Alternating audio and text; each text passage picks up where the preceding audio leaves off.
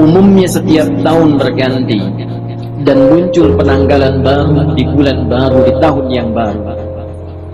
Sebagian aktivitas manusia ada yang melirik kepada waktu usia yang telah Allah anugerahkan untuk beraktivitas. Ada yang mengatakan saat ini saya telah berusia 15 tahun. Ada yang mengatakan saat ini saya berusia 20 tahun, 30 tahun, 40 tahun. Bahkan ada yang melebihi dari usia Nabi sallallahu alaihi wasallam saat diwafatkan Allah, kurang lebih 63 tahun. Apakah 70 tahun, 80 tahun, ataukah lebih daripada itu? Dan telah banyak di kisaran waktu yang Allah berikan, kesempatan yang Allah anugerahkan, kita isi dengan beragam aktivitas yang bahkan diiringi dengan perjuangan, keringat, darah, air mata, liku kehidupan yang telah dilalui, baik dalam kehidupan individu, di keluarga atau tingkat sosial yang lebih tinggi, dan segala aktivitas berdasarkan profesi yang telah kita jalani.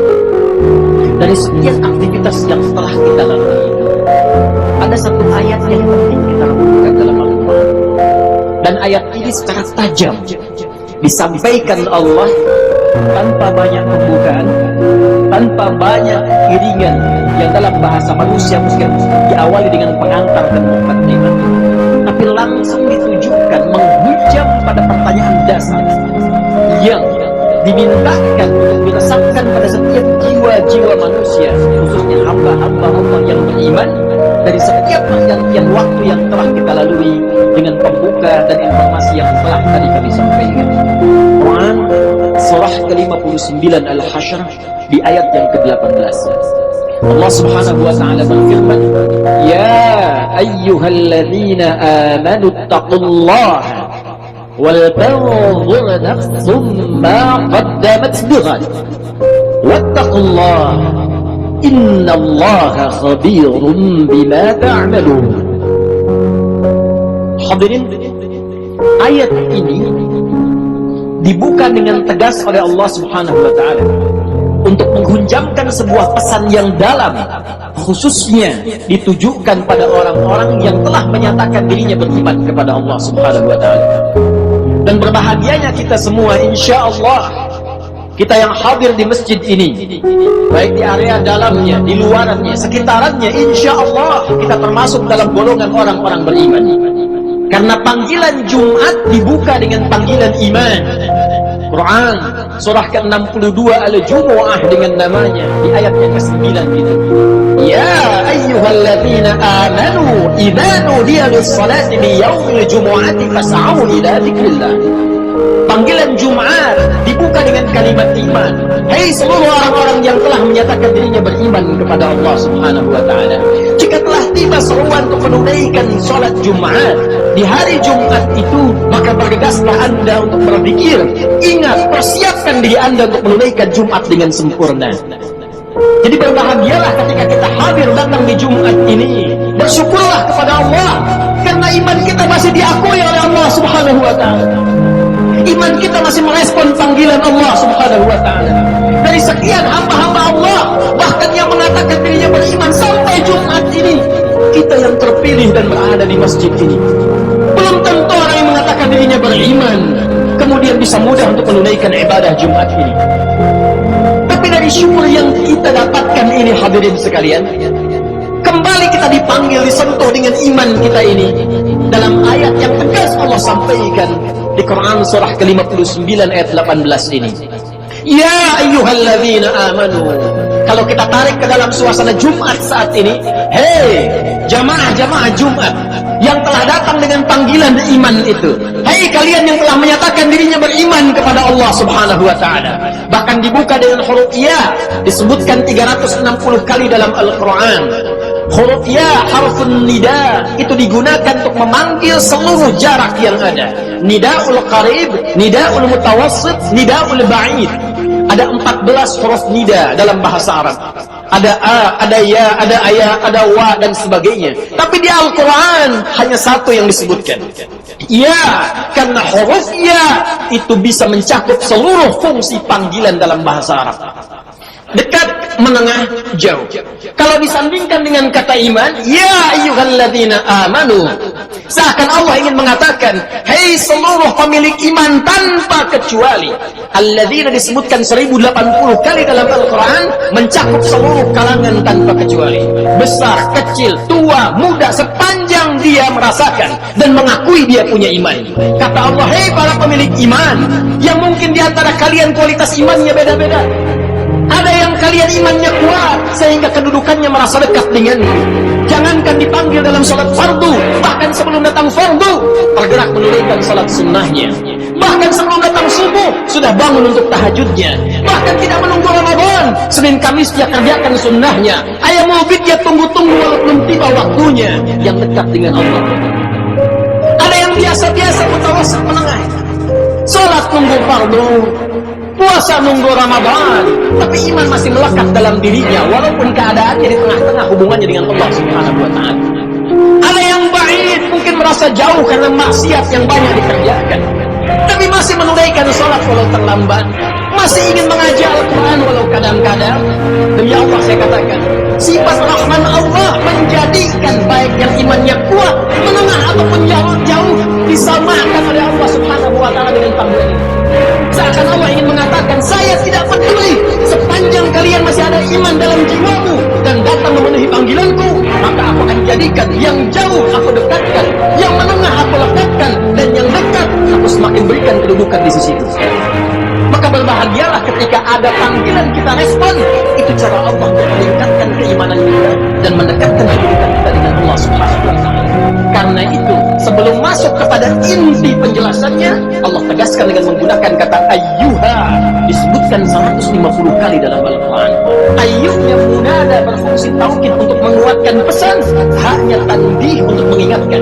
Seakan Allah ingin sampaikan, aku ingatkan ya, tanamkan pesan ini dalam jiwamu yang paling dalam. Ada hal yang penting yang akan aku sampaikan, yang dengan itu akan meningkatkan iman kalian dan mengangkat derajat kalian di hadapanku, kata Allah Subhanahu wa taala.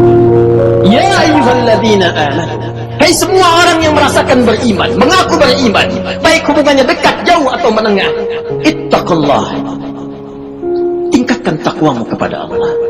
Cek keadaan takwamu, cek kuota takwamu, cek pulsa takwamu, cek bekal takwamu. Kenapa ini penting kata Allah disampaikan? Inilah selanjutnya evaluasi tajam yang dihujamkan dalam hati kita. Perhatikan kalimatnya. Wal tanzur nafsum ma qaddamat lighad. Tingkatkan takwamu kepada Allah. Kenapa takwa ini penting ditingkatkan? Kata Allah, coba cek diri kalian yang telah lama menjalani kehidupan.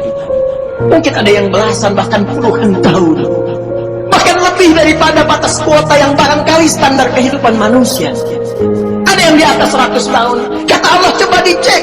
Selama mengalami perjalanan hidup itu, setiap perganti tahun, datang tahun baru, datang tahun yang baru lagi, datang tahun yang baru lagi. Kata Allah, pernahkah terbersit dalam benakmu, dalam jiwamu, persiapan untuk menyongsong datangnya ghad? Pagi ini sebelum Jumat, saya ingin menguatkan informasi seputar ayat ini. Satu ayat saja. Saya baca 4 kitab tafsir tadi pagi. Dari mulai Tafsirul Quranil Azim karya Ibnu Katsir rahimahullah, Mafatihul Ghaib Ar-Razi, Al-Kashaf Zamakhsyari, sampai Tafsirul Wasit Muhammad Sayyid Tantawi.